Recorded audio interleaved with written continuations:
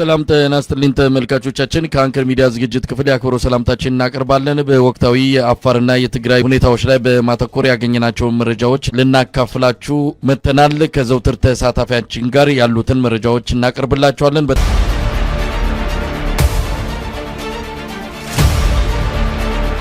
እንግዲህ ወዲ አንጥሩ ወይም ደግሞ ጀነራሉ ሸብር በሚል የሚታወቁ ይመስለኛል በትክክለኛ ስማቸው በአሜሪካ ድምጽ ሬዲዮ ትግርኛ ፕሮግራም ላይ እንደገለጹት እኛ ከዚህ በኋላ አፋር ምድር ላይ አታገኙንም ወደ ትግራይ ምድር ገብተናል ነው እንደተባለው። በጣም ከተለጠጠ ቁጥሩ ከ2000 አይበልጡም። የታጠቁት መሳሪያም እንደዚሁ የነፍስ ወከፍ ቀላል መሳሪያን የታጠቁት። በዚህ መሳሪያ ህዋትን ይገጥማሉ ተብሎ አይታሰብም። አብይ አህመድ እነሱን ያዘጋጃቸው ለክብሪት ለመጫር ነው። ያንን ነገር ይጭራሉ። ከዛ አብይ አህመድ ሰበብ ምክንያት ፈልጎ ህዋቶችን ለመምታት እንደሆነ ታምኖበታል። እኚህ ጀነራል ምክንያታቸው ምን እንደሆነ አይታወቅም። በመሃል ሽምግልና ውስጥ ተገብቶ እንደነበረ ነው መረጃው የሚያሳየው። ምክንያቱም የኚህ ወዲ አንጥሩ የሚባሉት ጀነራል ከቤተሰባቸው ጋር በተያዘ የታሰረባቸው ወይም ደግሞ እርምጃ የተወሰደባቸው እንዳለ በዚህ አኩርፈው ወደ አፋር እንደወረዱና አብይ አህመድ ወኪሎች አግኝተዋቸው ይህንን ሰራዊት እንዳደራጁ እንጂ መነሻ ምክንያታቸው በግል በቤተሰብ ጉዳይ ከሌሎች የህዋት ጀነራሎች ጋር መኮራረፋቸው እንደሆነ ነው የሚነገረው። ለማንኛውም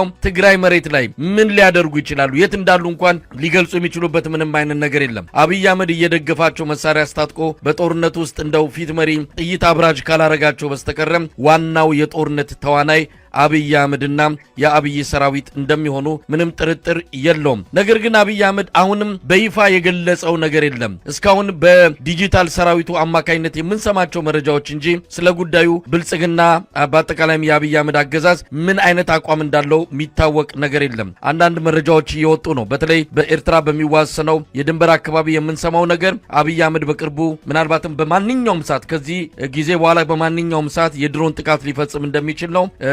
ባዳ ማሩግ በተባለ በኢትዮጵያ ባዳ በሚባለው የድንበር አካባቢ ላይ እንደዚሁ ዝግጅት እየተደረገ ነው። የኤርትራም ጽምዶ በሚል ከህዋት ጋር የተደራጀው ኃይልም እንደዚሁ አንዳንድ እንቅስቃሴዎችን እያደረገ እንዳለም እየተሰማን ያለው ወደ አጠቃላይ ጦርነት ሊቀየር ይችላል። አብይ አህመድ ከዚህ አንጻር ምን ሊወስድ ይችላል የሚታወቅ ነገር የለም። ወታደራዊ እንቅስቃሴው ግን ጎልቶ እየተሰማና እየወጣ ነው ያለው።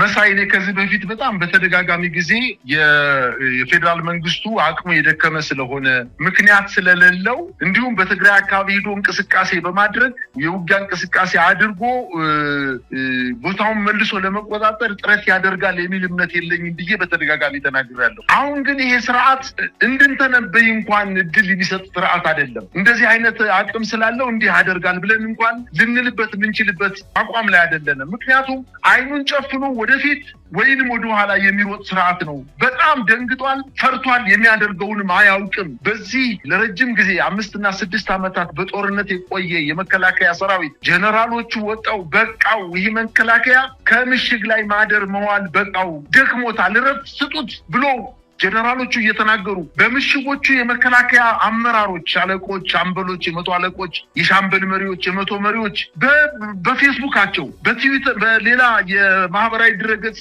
በፌስቡካቸው ወጣው እያለቀሱ እናቴን አፈቅሽኝ፣ እናቴን ሳላይ እንዳልሞት እያሉ እየተናገሩ ይህ እንኳን ምልክት ሊሆነው ሲገባ ነገር ግን ሞራል የሌለውን አቅም የሌለውን የመዋጋት ችሎታ የሌለውን ህፃናት ወታደሮችን ይዞ ለመቅጠም ጥረት ማድረግ ጤነኝነት አይደለም፣ እብደት ነው። ስርዓቱ በአጠቃላይ የብልጽግና ስርዓት አሁን እብደት ላይ ስላለ የሚያደርገውን ነገር አያውቅም እንጂ እውነት ለመናገር በትግራይ ህዝብ ላይ የፈጸመውን ወንጀል የትግራይ ህዝብ ይረሳዋል የሚል እምነት የለኝም። ከሰሞኑ አንድ በተንቤን አካባቢ በተደረገው ውጊያ ከ9 ወር በኋላ ቤተሰቦቼን አገኘው። ቤተሰቦቼ ጋር ስልክ ደውዬ እናቴን ሳናግራት 2 ወንድሞቼ እንደሞቱ 2 እና 3 ያክስት ልጆቼ እግራቸው እንደተቆረጠ አንደኛው ደግሞ አይን እንደጠፋ ሰማው ብሎ በፌስቡክ ላይ የገለጸውን በጣም ልብ የሚሰብር ንግግር የትግራይ ህዝብ እንዴት አድርጎ ይረሳዋል? ይሄን ያደረገው እኮ የብልጽግና ስርዓት ነው። ከአንድ ቤተሰብ 7 እና 8 ሰው እግሩ ተቆርጦ አይኑ ጠፍቶ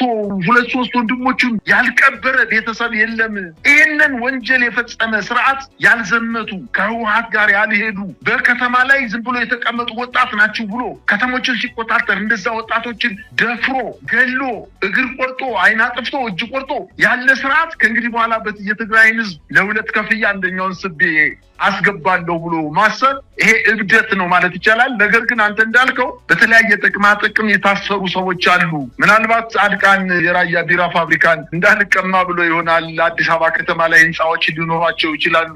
እነሱ ምናልባት መንግስት ይዞባቸው ሊሆን ይችላል። እነሱን ለማስመለስ አቤት ወዴት ብለው ከነሱ ጋር ከብልጽግና አመራር ጋር ሀብታቸውን ለማስመለስ ከፍተኛ ጥረት እያደረጉ ሊሆን ይችላል እንጂ የትግራይ ህዝብ በዛኛውም ስርዓት ተበዳይ ነው። አሁን ባለውም ስርዓት ከመቼውም ጊዜ በላይ ሌላ ሰይጣን የሆነ ስርዓት ቢመጣ እንኳን የትግራይን ህዝብ እንደ ብልጽግና ሊበድል የሚችል ስርዓት ከእንግዲህ በኋላ በፍጹም ሊመጣ አይችልም። ስለዚህ እንደው ዝም ብሎ ትርፉ መላፋት ካልሆነ በስተቀር በትግራይ መሬት ላይ ሂዶ ውጤት ያመጣል የምን እምነት የለኝም። የህወሓት ኃይሎችም እንደው በማንኛውም አቅጣጫ በደባርቅም ቢሄድ በሁመራም ቢሄድ በአዲግራትም እንቅስቃሴ ቢያደርግ በአፋር በኩልም ጥቃት ሊሰነዝር ሙከራ ቢያደርግ አማራ የተባለ መሬት በአማራ ምድር ላይ ተሸጋግሮ የትግራይን ህዝብ ከእንግዲህ በኋላ እንደፈለገ ሊገልና እንደፈለገ ሊደፍር የሚችልበትን እድልን የፋኖ ኃይሎች አሁን መግለጫ እየሰጡና ምናልባትም ጦርነቱ ወደ መደበኛ ጦርነት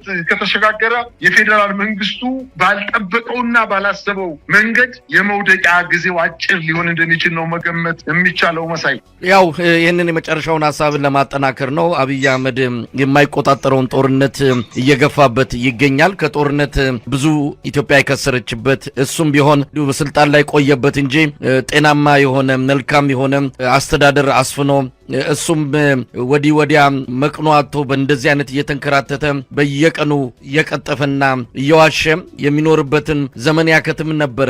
ይሄ የጦርነት ዘመን፣ ይሄ የግጭት ቀውስ አዙሪት ቢያከትም ኖሮ። ለማንኛውም አብይ አህመድ ተንደርድሮ እየገባ ነው። እንዲሁ ቀላል አይደለም። እንደባለፈው ካጠገቡ ሰዎች የሉም፣ ካጠገቡ ኃይሎች የሉም። ሁሉም ከሱ በተቃራኒ የተሰለፉት። እንግዲህ የውጭ ኃይሎች የሚሳተፉበት፣ ሌሎች ሀገራትም ተጎትተው የሚገቡበት ቀጠናዊ የሆነ ቀውስ ሊፈጥር የሚችል ጦርነት እንደሚሆን እየተነገረን ያለው። ይህንን አብይ አይኑን ጨፍኖ ይገባል ወይስ እንዲሁ እያሟሟቀና አጀንዳ ማስቀየሻ አድርጎ የተወሰነ የስልጣን እድሜውን ለማራዘም አብረን የምናየው